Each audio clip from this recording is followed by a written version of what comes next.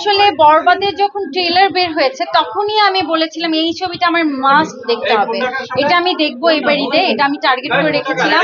And বরবাদের তো অনেকগুলো ক্লিপস দেখলাম ভাইরালও হয়ে গেছে, অনেকে সোশ্যাল মিডিয়ায় দিচ্ছে, অনেক আমরা ভিডিও দেখেছি সোশ্যাল মিডিয়ায়, অনেকে সিনেমা হলে গিয়ে ভিডিও করেছে, তো অনেক কিছু পাইরেসিও হয়ে গেছে। তো আমি মোটামুটি যতটুকু দেখেছি আমার কাছে খুবই ভালো লেগেছে। আমার কাছে মনে হচ্ছে বাংলাদেশের মতো একটা দেশে এরকম দুর্দান্ত সিনেমা হওয়াটা, এটা অবশ্যই আমাদের ইন্ডাস্ট্রির জন্য অনেক বড় গর্বের। এটা অবশ্যই দুঃখজনক ব্যাপার, কারণ আমরা অনেক কষ্ট করে সিনেমা বানাই, সিনেমা বানানোর পর ধরেন এটা যদি পাবলিক পাইরেসি করে দেয়, ধরেন পাবলিক সিনেমা হলে যাওয়ার আগে এটা দেখে ফেলে, এটা প্রযোজকের জন্য অনেক বড় একটা ক্ষতি, লস।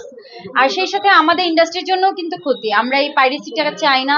আমরা চাই যে আমাদের চলচ্চিত্র সুপার টুপার হিট হোক, সবাই আপনারা হলে গিয়ে ছবি দেখেন। এই ফেসবুকে বসে বসে এই পাইরেসি ক্লিপ দেখতে আমাদের কারোই ভালো লাগে না। তাই আমার এত টাকা নাই যে আমি প্রডিউস করে সিনেমা বানাবো। এটা দূর থেকে আসলে অনেক কিছুই মনে হয়, দূর থেকে সবাই অনেক কিছু বলে, কিন্তু বাস্তব জীবনটা কিরকম এটা আসলে যার জীবন যাচ্ছে সেই জানে। থেকে সবাই মনে করে নায়িকারা অনেক লাক্সারিয়াস লাইফ লিড করে, আসলে লাক্সারিয়াস কিছুই না। আপনারা যেরকম লাইফ লিড করেন ঠিক সেম ভাবে আমরা লাইফ লিড করি, কিন্তু ধরেন এই যে আমরা একটা জায়গায় গেলে সবাই হুমড়ি খেয়ে পড়ে, আমরা একটু পরিপাটি থাকি, আমাদের প্রতি মানুষের একটা ফোকাস থাকে আলাদা, এটাকে লাক্সারিয়াস মনে হয়। আসলে তেমন কোনো লাক্সারিয়াস লাইফ লিডই আমরা করি। তো সবাই আমাদের জন্য দোয়া করবেন, আমরা যেন অনেক ভালো থাকি।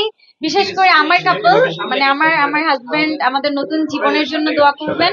আর সবাই ভালো থাকবেন, এই পাইরেসি টাইরেসি ভুলে গিয়ে চলচ্চিত্র দেখবেন, বেশি বেশি করে সিনেমা হলে যাবেন, আমাদের চলচ্চিত্রে আবার সুদিন ফিরে আসছে।